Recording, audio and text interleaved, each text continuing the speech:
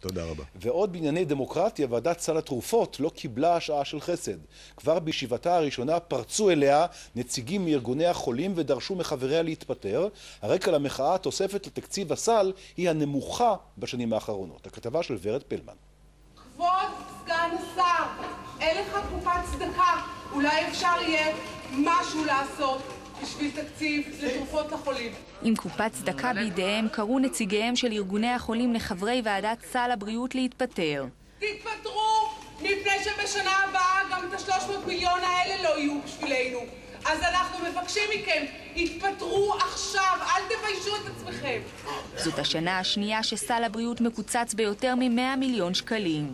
התוספת השנה לסל עומדת על 300 מיליון שקלים, רק 1% מתקציב משרד הבריאות כולו. סיכמנו על 300, אני מקבל את זה, אני אשמח על כל תוספת בהחלט, אבל כרגע מה שיש, אנחנו נדון על כך. התקציב הוא יאה ונאה, והייתי שמח מאוד שגם בתחומים אחרים במערכת הבריאות היינו מצליחים להביא באופן מוסדר לגידול כל כך מסודר ואחראי בתקציב.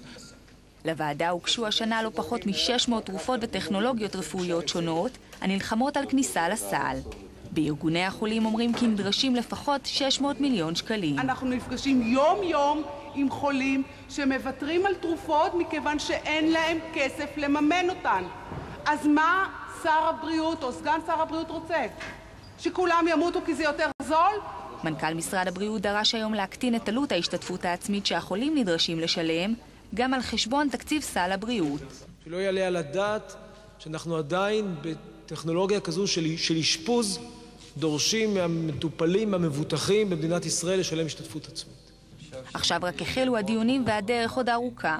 בסופה נדע מי לשבת ומי לחסד, מי בפנים ומי יישאר בלי מענה.